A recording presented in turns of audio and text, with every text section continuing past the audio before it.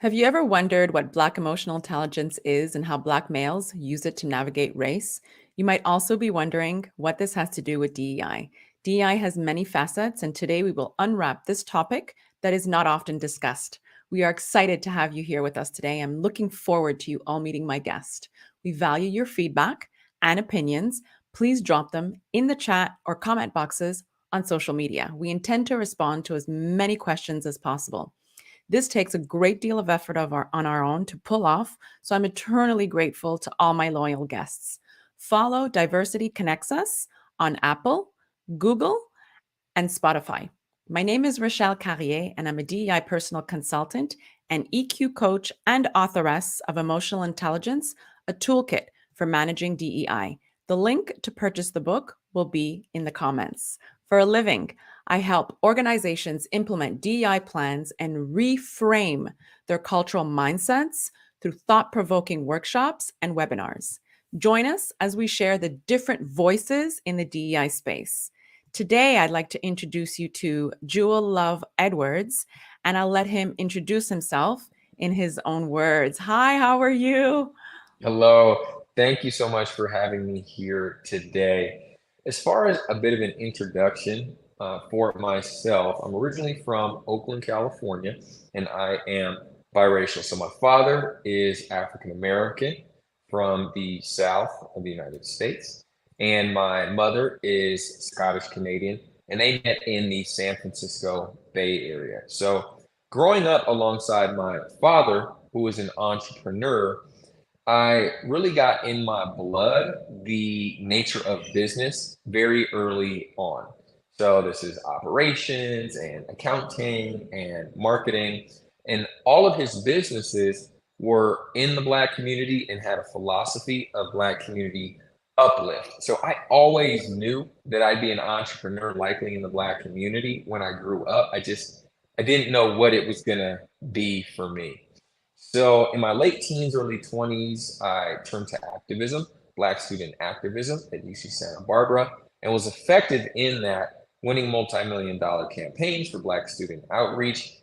However, the more fierce, and I would say fierce and at times a bit ferocious I was in my approach at activism in winning campaigns, oddly enough, the worse I felt inside. So there's this weird juxtaposition of being successful in the activism world, but feeling really empty and hollow inside internally. So I actually turned away from activism at 21, 22, and went toward healing and started understanding what's going on in an internal sense related to psychological, emotional healing.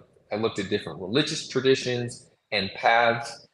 My family is Buddhist, so I actually looked outside of the Buddhist community to learn about other religions and stumbled on psychotherapy. And that experience for me, which I was in for 2.5 years, learning about inner child healing, um, developmental cycles, Jungian depth psychotherapy, attachment styles, all of these pieces of the puzzles related to psychological development and healing was transformative for my own life. And I knew I wanted to be a therapist at, at that point and help Black men. But I didn't know specifically what niche of the Black male population and community, specifically in the US, that I wanted to work with.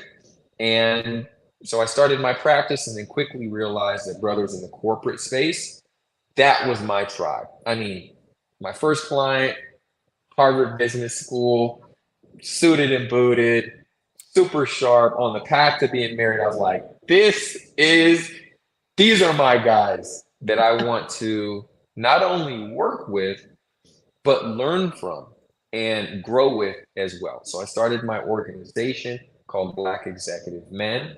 And for the past for about 5 years, I was doing psychotherapy and then pivoted to executive coaching, where today I primarily work with senior level leaders, Black men specifically, helping them with the 3 S's: increasing their salary, seniority, and job satisfaction. So, in a nutshell, that's my story, who I am, and what led me to the mission driven work that I do today.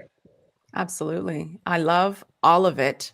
And I think we're going to have to do a part two because I Okay. literally absorbed every single thing you said and I was triggered in every single way. Yes. I love Awesome. it. So I want to go back and have you, talk a little bit about Black executive men.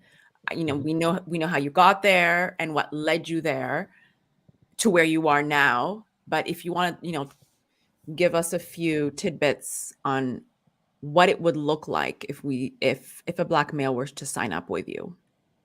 Yeah, exactly. So the thing about Black executive men is there are not a ton of them. They're usually experiencing being the only Black man at their level of seniority, possibly in their entire division, likely on their team. And for smaller tech startups, possibly the entire company. So while they are doing their job and playing full out, there's gonna often be cultural matters and racial matters that come up because they're working with people of different backgrounds that they want to discuss that could impact their performance at work. But because there may not be any other Black men or people that understand that perspective, they can't really go to anybody internally many times to get that support. So that's where they come to my organization to get that type of culturally specific coaching support.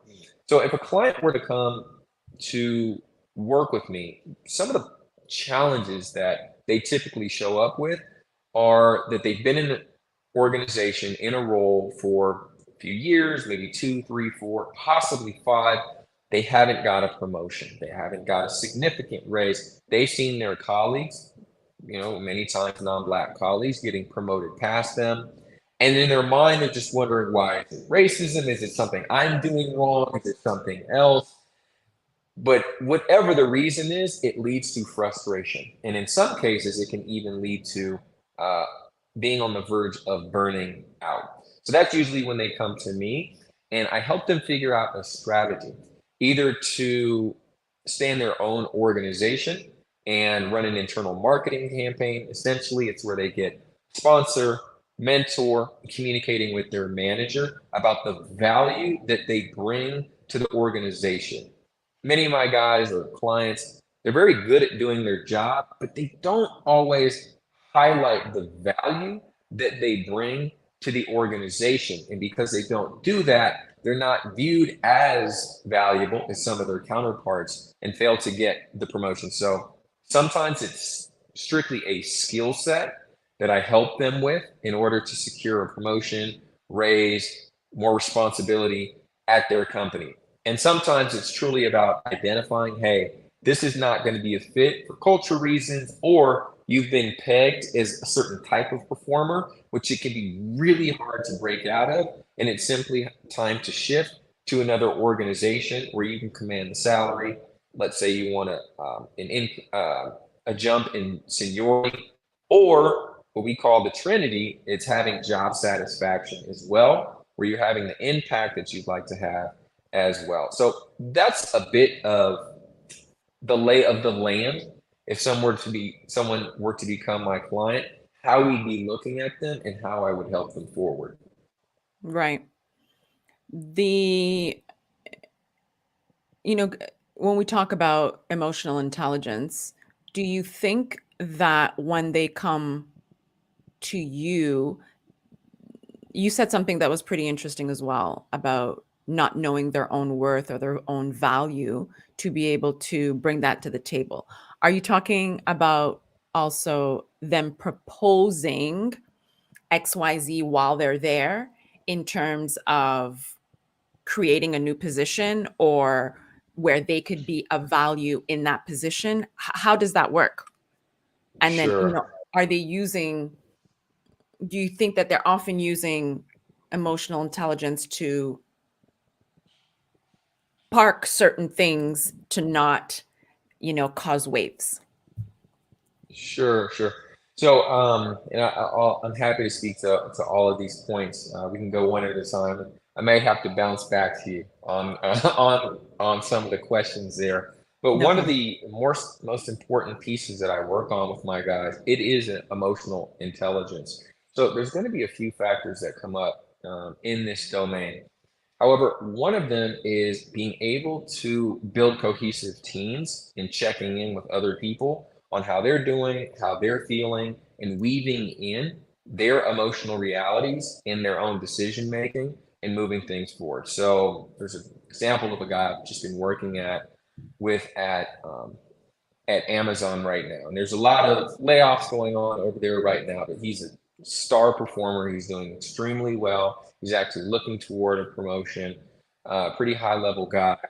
And yet there's a unique challenge that he was going through, which was he had been used to moving as a lone wolf, a term we use a lot over here, and really charging through situations and not necessarily getting everyone else on board. However, when you get to certain levels of seniority, you can't do that because it really does have to be a culture around you of yeses to move you forward.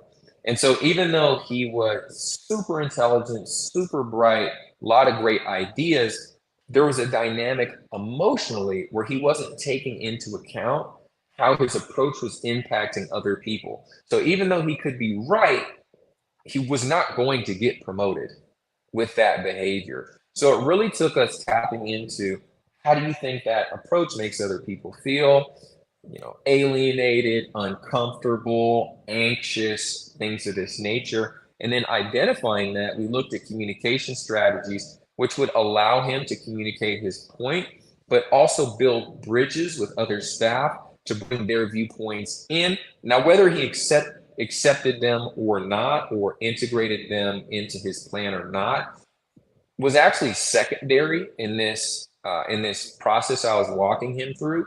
It's more about helping other people feel seen, heard, understood, and valued, so that when you do make your decision, they feel as though they've been included and they can give you that yes when it comes time for promotion. Everyone can be happy for you to move forward. So that's an example of how I use emotional, really literacy education with my clients to help them to build teams, build bridges, and excel in the workplace as well. I know there was a couple other pieces to it, but that's the first one that came to mind with a real example. You covered it actually without even Oh, realizing.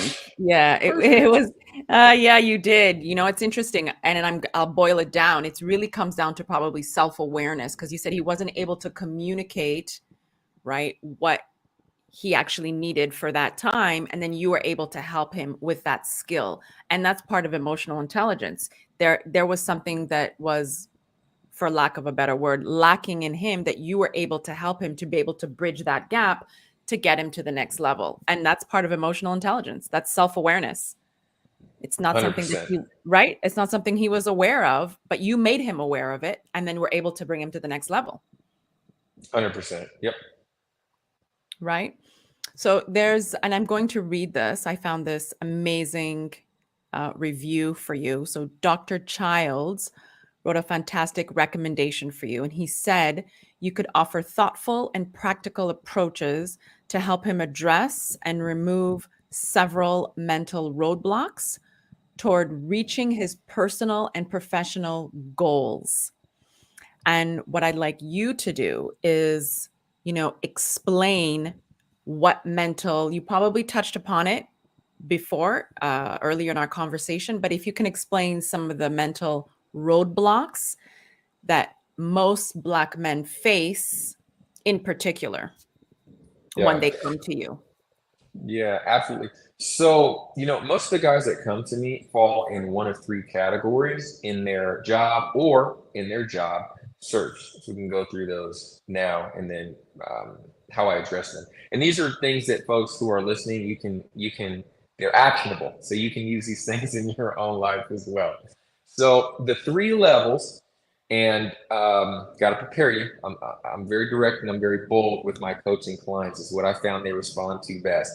So the three levels are: number one, it's called a corporate beggar. Number two is a commodity hire. And number three is a specialist. I've been all three, so I can speak from personal experience. The corporate beggar is somebody that will essentially do any job, any industry. They're willing to any level of seniority. They often use phrases like, I just need a job. They're essentially desperate. I'll take what I can get. That is the worst place to be oriented from mentally. And if you're in a job search or at an organization, it's the worst place to negotiate from, even on your next raise or promotion. It's just a place of desperation. So I definitely do not recommend people live or orient from that place professionally. The second one, it's better, but far from the best. It's what's called a commodity hire. These are people who are they're talented, they're educated for the role that they do. They may even have niche down to specific industries, but there's nothing particularly special about their approach. There's no fanfare for them when they're hired. They're simply hired and expected to do their job. It's kind of like a barber at Supercuts, which I used to go there. I get it. Or a dentist at Western Dental. They're folks that you almost expect it to be somebody different the next time you come back. They don't really make a difference to the bottom line, whether it's them or somebody else that's swapped in. These are commodity hires, so better than corporate beggar. And this is where most of my guys are, even if they've gone to Harvard, Morehouse, doesn't matter. It's professionally how they've positioned themselves. And then there's the specialist. The specialist is the best in the world at what they do. They know exactly what industry that they want to work in. They know what their professional mission is. What is one's professional mission? It's simply the impact one wants to have on the world of business within the next 5 years, 10 years, when they retire. They know what their goal is, and they're looking for organizations and levels of seniority to work at that help them carry out their professional mission. They're in the choosing seat. It's a very powerful place to orient from in one's job and definitely in one's job search. They also know their impact statement. This is the impact they want to have on either people, animals, or the planet. It's what Simon Sinek calls your why, essentially your purpose. The reason why you're doing your work is because you want to impact people, animals, or the planet in some positive way. That connects to the values of an organization. So all of these pieces, in addition to knowing why and how they're the best in the world professionally at what they do, puts them in the specialist category. These are often the people that are the first hired, first promoted, given the most respect and responsibility in an organization. So what I do is I take guys that are positioning themselves, even if they've been to Morehouse, Harvard, Michigan, have an MBA, PhD, JD, whatever, and take them from either a corporate beggar or a commodity hire, where most of the guys are that I see, and move them up to specialist, which unlocks the door for them to get the salary, seniority, and job satisfaction that they're looking for. Absolutely. And do you think that they feel so the specialist already comes from a place of power, internal power, and Whew. right? And he has this internal knowing, and his compass is heading north. GPS Absolutely. compass is heading north. And so do you feel like in stage 1 and 2, are they feeling misunderstood and isolated in the workplace, in the position that they're in at that time? 100%. Yeah. Ah, It's much more of a passive career positioning and strategy as opposed to a very active, purposeful, conscious, mission focused strategy where they can build community around them as they go. Yeah. So to answer your question, absolutely yes. do you coach Black women? I get that question almost every day. I do not. I'm a specialist. I'm one of the best in the world at what I do. So coaching Black men in senior leadership. I However, know. if there are Black women listening, or if you want to work with a Black woman coach, just go to theblackgirldoctor.com. They also have amazing executive coaches there as well. And tell them that Jules sent you. These are my longtime colleagues. The Black Girl Doctor, you said? Yeah. Awesome. Awesome. Wow. This is amazing because I think this is probably what we're probably lacking as a society are more coaches that are specialized and laned in their expertise to be able to help us come and overachieve these roadblocks, you know? And it's amazing how let's just be transparent. It's interesting because you already transparent. You said the Black Girl Doctor, and I think what's important for us as biracial or Black, I think it's really important to have someone who understands us from a cultural perspective, 100%. right? To be able to push that needle forward. Otherwise, then it's going to be very difficult to move that person to the next level if you don't have a cultural understanding or foundation of where they come from or of their background. 100%. Yep. Couldn't agree more. Right. Check them out. They're a great resource. I will. I'll check it out. Okay. Yeah. They're great. I will. How often do you think EQ comes into play for Black males? Yeah. So I would say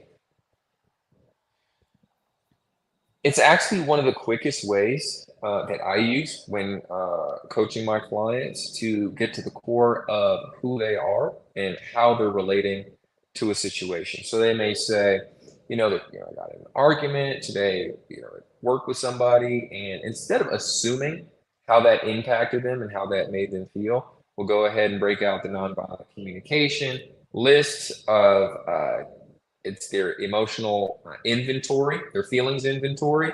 It's got hundreds of feelings on it. We'll get absolutely crystal clear on how they feel about it. And it helps them to feel very centered, authentic in their experience, and then gives them the right words to communicate their experience as well. Not just to me, but if need be, back in the office place with others as well. So this really is a skill set and a training that I use with my clients to help them weave into their communication pretty much on a daily basis. Amazing.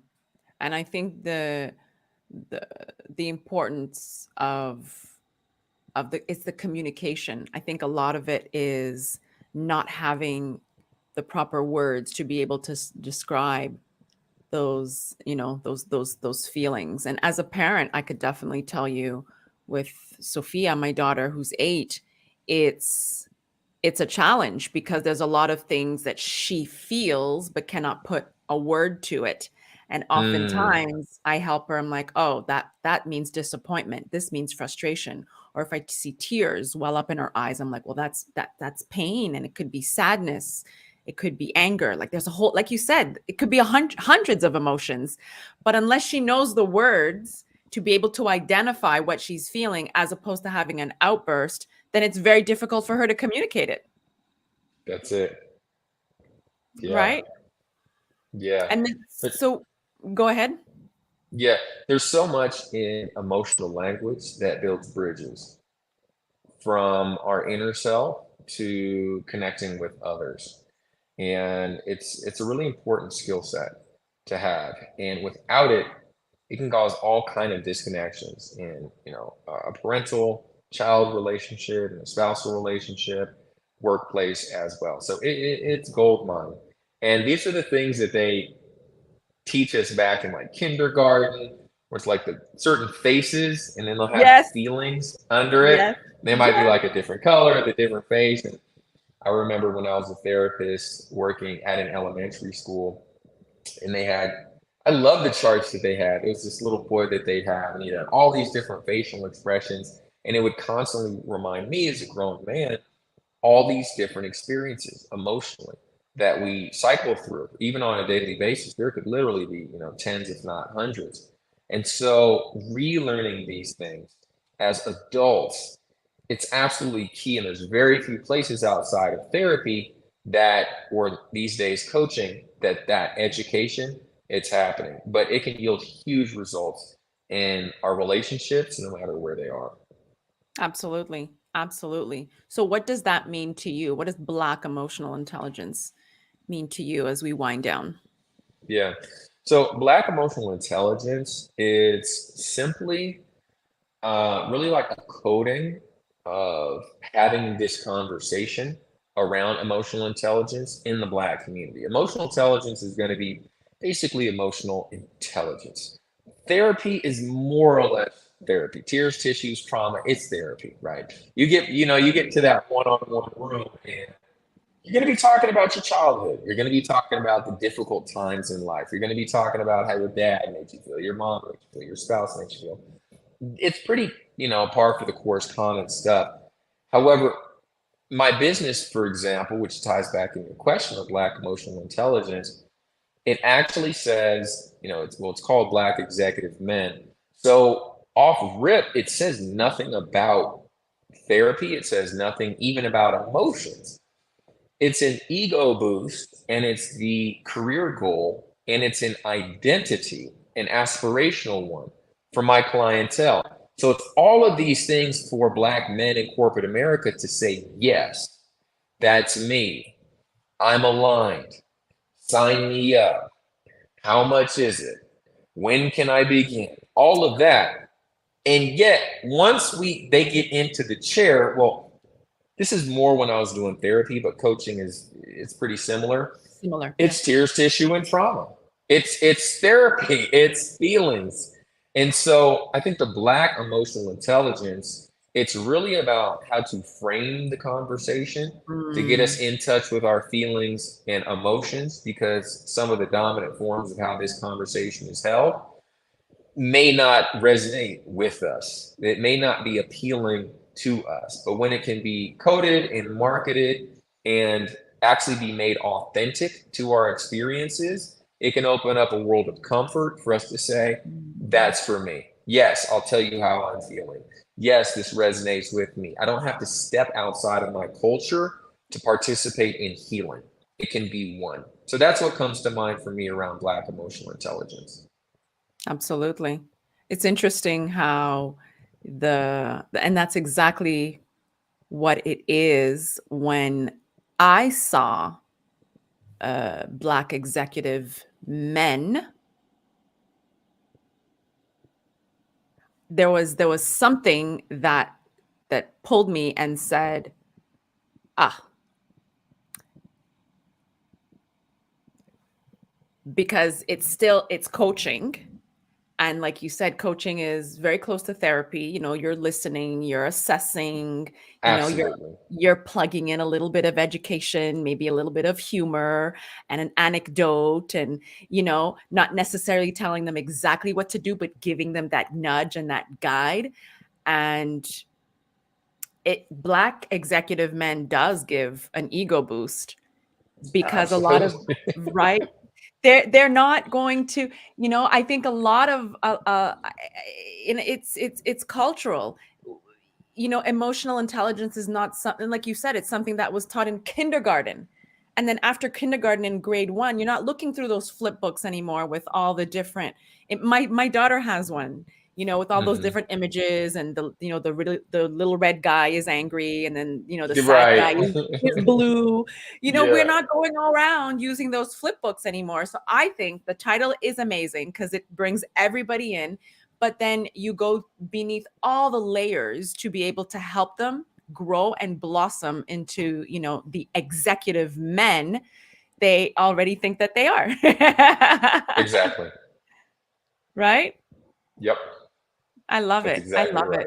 Yeah, I love it. We're definitely going to have to do a part 2. I know there's more that we can unwrap here. What would you like the audience to take away today? Yeah. So I would say for Black men in corporate America specifically, that one of the I guess there would be two pieces. Number one is actually to be that voice that's already inside of your mind and inside of your heart that's saying, go for it. Go for it. If you're trying to get to the C-suite, go for it. If you're trying to get into venture capitalism, angel investing, go for it. If you want to be an entrepreneur on your own, I say absolutely go for it. The guys that don't go for it often retire with regret and look back, and that impacts them in their what are supposed to be their golden years, where they feel like they didn't deliver their gifts. They didn't live into the purpose and the reason of why they're here on earth. And that eats away at them. So I would say go for it. That would be the first thing. And then the second thing would be don't be foolish when you go for it. Actually find out how to do it, find an expert mentor, find a plan that can help you do it, because just jumping off a cliff and just hoping that it, goes the right way, it's not likely going to work out. So it's a two-pronged approach. Go for your dreams, but do so in a wise and intelligent way that will increase the likelihood of you getting there. So that means working with an executive coach, going to therapy, join the board readiness program, get the MBA if that's what's needed. Getting a CEO role or C-suite role, it's incredibly challenging. So you have to put in the right type of work, or even to start your own business. It can be incredibly challenging. So you really have to put in strategic work in order to achieve it. And then for those who are not Black men in corporate America, I would say just stay open to learning more about what brothers are going through and the challenges, but also the opportunities, so you can approach from that supportive, informed place. I That's love it. that. I love it. I love all of it. As we reach the top of the Diversity Connects Us hour, I want to thank you for listening. This podcast highlights lived and inspirational stories of strength and tenacity. We share profound and courageous dialogues that influence DEI and emotional intelligence by breaking the barriers and labels of stereotypes, confronting biases to achieve a more insignificant cultural mindset. Stay tuned as we continue to share our voices in the DEI space. To trend with us, hashtag diversity connects us. Thank you so much again. Thank you so much. Take care.